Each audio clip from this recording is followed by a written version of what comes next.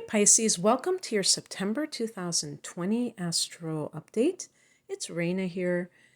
So Pisces, as the month begins, the sun is in your opposite sign of Virgo.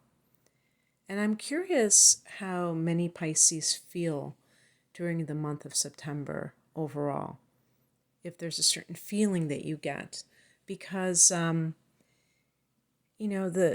opposite house, opposite sign is going to be in the 7th house. Now, this is a general forecast, so it's going to vary based on your degree of Pisces sun or Pisces rising. But this can have relationship consequences. With the sun there, though, and Mercury, it's actually a great thing because there can be more communication than usual. There can be a sense of fun, a sense of warmth that the sun provides. On the 2nd of the month, there's a full moon in your sign. So this is at 10 degrees of Pisces. So there you go. But I have to say something. At 10 degrees of Pisces, if you are a Pisces person born in February, this is going to affect not your first house of the self, but the 12th house. But that is a house that you rule, so I think that you're still going to really find that you relate to this full moon in a big way. No matter what degree your sun or rising in Pisces, this full moon will be something that you identify with. But I do feel that when it's in the first house, it is about like letting go of that conscious self. So in the 12th house, or if you're from 0 to 9 degrees of Pisces rising, this is not going to fall in your first house. This will fall in your 12th house.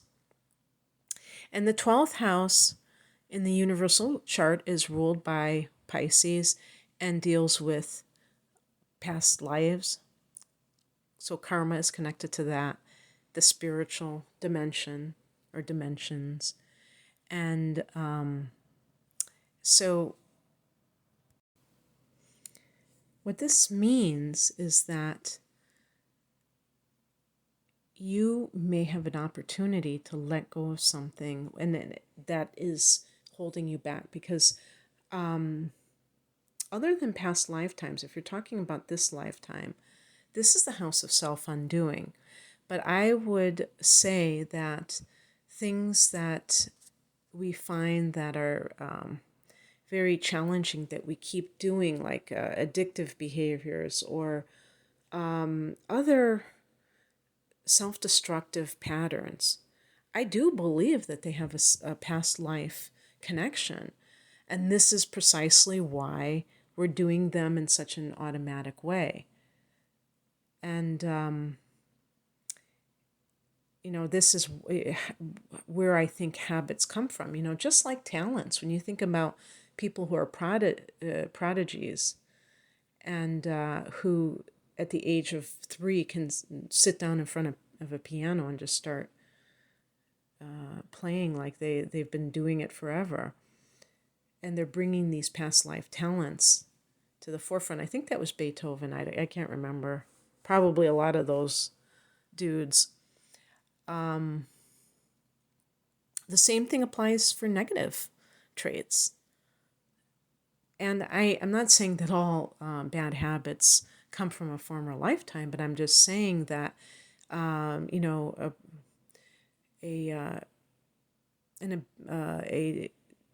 predisposition to addictive tendencies, I definitely think that could come from past lifetimes. And the full moon can bring these to awareness and also allow the person to let go of them. And because this is the house of, the subconscious mind, the unconscious mind, that is very important because unless you are aware of something, it's very hard to quit doing it, right? It's just so deeply ingrained within you. And this is a very psychic time. 12th house is a house of dream state. If you're the majority of Pisces, this is going to fall in the first house, and you're going to consciously be thinking of ending something in your life. It could be, part of your persona that you feel gives you the wrong impression, or it doesn't get you what you want out of life. I would say just kind of guessing what that could be. If you have a tendency to get along, to go along, if you just say yes to things that you really don't want to do, and you see how that has screwed you up. I mean, I guess that could be 12th house too, but I mean, a lot of times people know that they're doing it, and they're like, why did I just say yes to something when I don't want to do that? I know I want to make that person happy, but now I'm going to go and do it, and I'm going to be kind of in a pissed off mood, and I'm probably going to poison the atmosphere with my bad vibes. You know what I mean? That kind of thing. I'm just laughing because I live with somebody who has Mars and Pisces, and the same thing applies. Doing things to please others and then making them pay for it, you know? So, but this could just be about ending a chapter in your life in general, I would say. This is the first house, so it kind of informs the rest of the houses in the cycle that you're in. On the 5th, Mercury goes into Libra. So Mercury is actually going into this 8th house, which is another water house, like the 12th is, Pisces, the 8th is Scorpio, and you have it in Libra. And this is a place of deep probing. The detective, the psychologist, the occultist who is researching, who is learning astrology. Whether you're taking some kind of a course or you're self-taught, you're learning these deep mysteries, and maybe this is something that you wish to parlay into a future career. But whatever it is, it's putting your mind at a deeper level. There could be some kind of contracts that are connected to money that is shared between you and another person, or family money if it's an inheritance, or so forth, so on and so forth, or however that goes. On the 6th, Venus goes into Leo, and so this is actually the 6th house. The 6th house is a place of, it's an earth house, the opposite house of Pisces. So it's about your day-to-day life. How can you make your life or your routine, your schedule more harmonious? In other words, that it kind of feels easier. It doesn't feel like you're struggling, you're fighting against it. That could be what you're trying to do. The 6th house is health. You may spend money on some kind of an item. It could be a luxury item even. In other words, something that costs more than you need to pay for it, but you want to get this thing.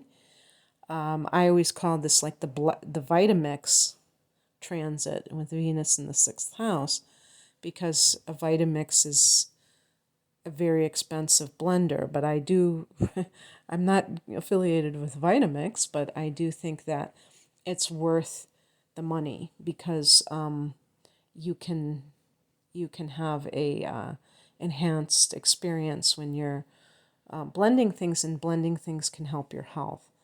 And that's totally off topic. And I probably shouldn't talk about health, so scratch that. I don't want to give any advice, any medical advice. I'm not medically trained. I think that's my opinion, but it's just my opinion. Not medical advice, people. But yeah, I mean, spending a lot of money on something to enhance your health, maybe buying a membership in a gym, if there are any open in your area, I should say. or, buying equipment for a home gym. But also this could be finding love in the workplace, having harmony with coworkers, making more money. Venus can bring money into a situation. So there's that. And then on the 9th, Mars goes retrograde. Now, Mars is in Aries. This is your second house. And so Mars has been, direct in this house for a bit. And you may have been hustling to make money. I think, it's really funny because I think that they say that, the sign that your second house is in kind of really, can influence your attitude towards money and how you make money and stuff like that. So if you have Aries as your second house, I think that because Aries is ruled by Mars, this is true for you anyway, Pisces. And, Pisces is a mutable water sign. So I can see Pisces being very intuitive about how they make money and just kind of like hustling, doing what being versatile, being that mutable sign, maybe having multiple jobs. And that's how I see the hustle with when I think of the word hustle, I think about people who may have a side hustle or two, and they're just like doing whatever it takes, but they also like having a certain freedom, because Aries represents freedom. So, being that you're a Pisces, you like that as well, because mutable signs want that flexibility. So if somebody has, how sometimes this is something they say in America, in the United States, like, oh, if I have to work 3 jobs to pay my bills, and it sounds very dramatic, but somebody else might say, yeah, I'm choosing to work 3 jobs because I don't want to be, working 40 hours in one place, stuck in a cubicle, stuck in one, certain location. I like this idea that if I don't like if I'm not totally in love with my coworkers, I only have to see them 10 hours a week at this place.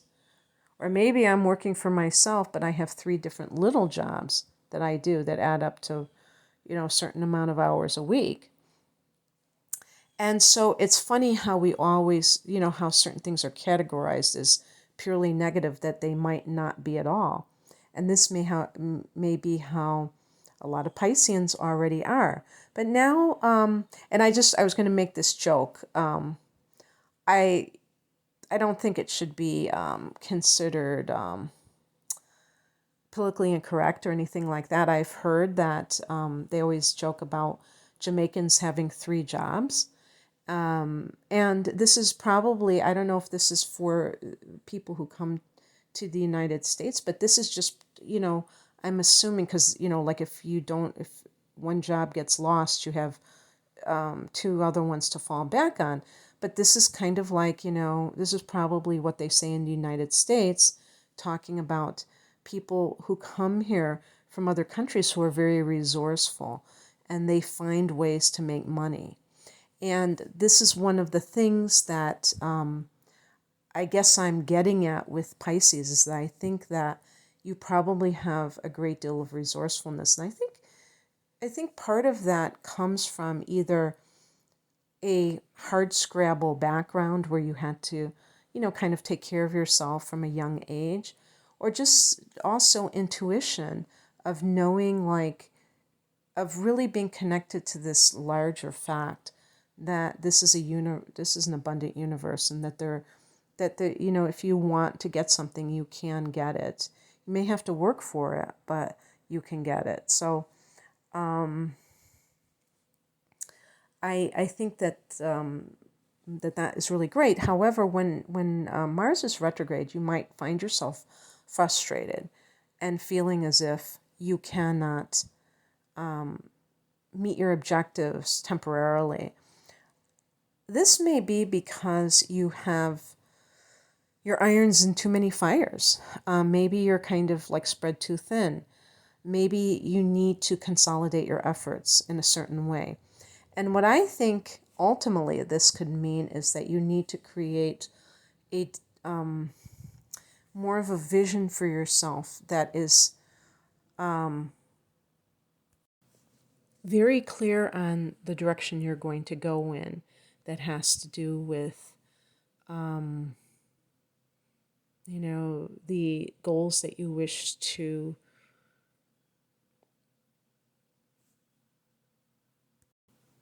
attain. And the reason that I say it like that is I feel that Pisces is a sign.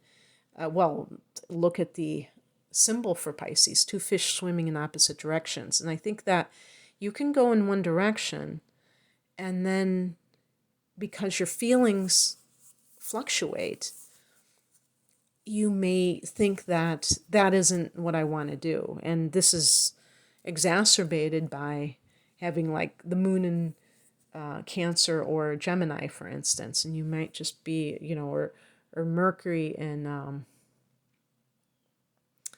Aries even, you might just feel that sense of, or Mars and Aries wanting to start new things, and you don't finish what you started.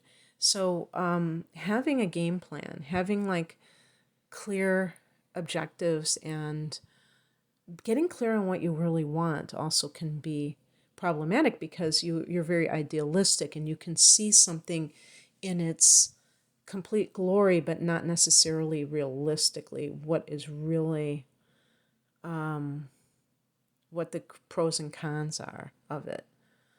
Or you may think you want something, but you've been influenced by your parents or your partner or something like that. And hidden somewhere in there is that sense of wanting their approval, wanting to make them happy instead of yourself. So the other area that this may affect is your self-esteem, because the second house is the house of your self-worth. And so being able to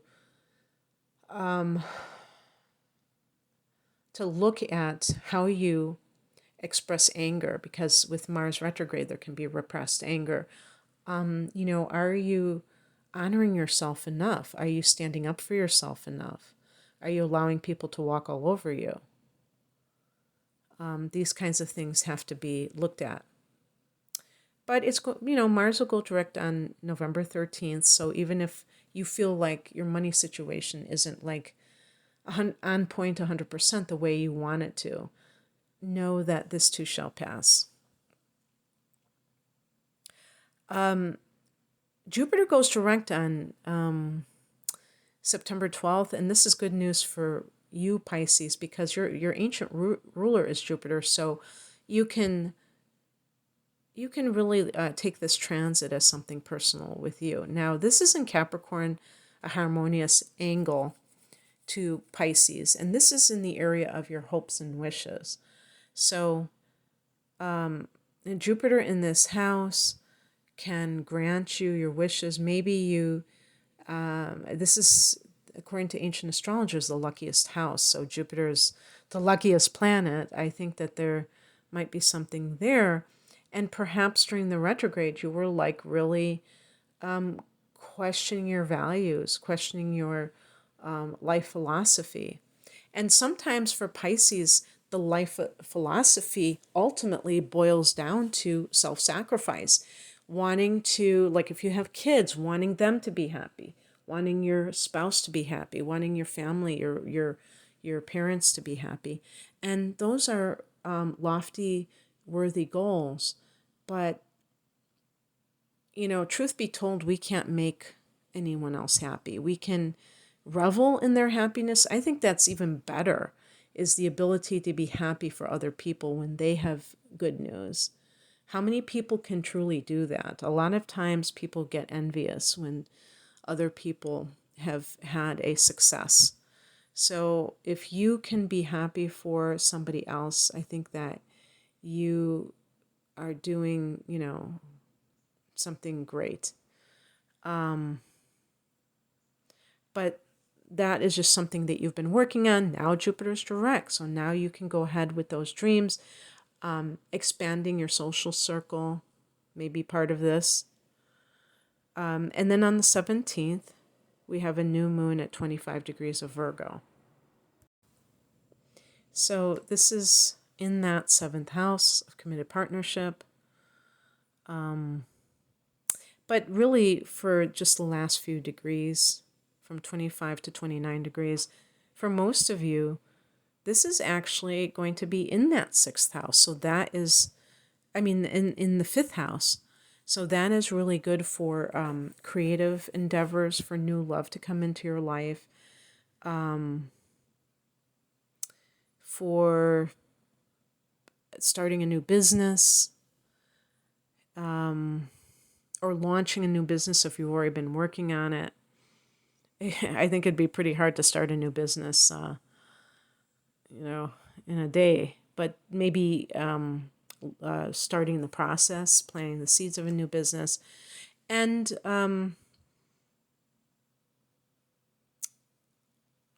then on the 22nd, we have the sun going into Libra. So the sun is going into that deep diving area of the 8th house. And that can be really great for getting to, I always say shadow work, but that sounds kind of yuck, right? Because the shadow is that, those emotions that are very hard to process. And, but with the sun, it's the most positive way of dealing with it from a positive perspective, a self-empowering perspective, where you can really own all of the things about yourself that you don't feel that great about, maybe you even feel ashamed about, and say, you know what, it's part of me and I accept it. On the 29th, and it's also a power period because this is the equinox, okay? Northern hemisphere, the fall, southern, the spring. So actually, for those in the southern hemisphere, I guess you could say this is really kind of like the phoenix rising from the ashes 2 times over. Because spring is when we think of, rebirth. But it's transformative for everybody. On the 29th, Saturn goes direct in Capricorn. Again, that 11th house of hopes and wishes. Saturn helps to ground your dreams. Anybody can dream, but only those who take their dreams and bring them into 3D reality can see it tangibly. And this is the beauty of Saturn in a house like this. So whatever your wildest dreams have been, Saturn can say, okay, we're going to do this, that, and the other thing, and we're going to really make it happen. Okay, Pisces, that's what I have for you. I hope that this resonated and, makes you hopeful for September. If you would like a private reading, the link is below. Thank you. Bye.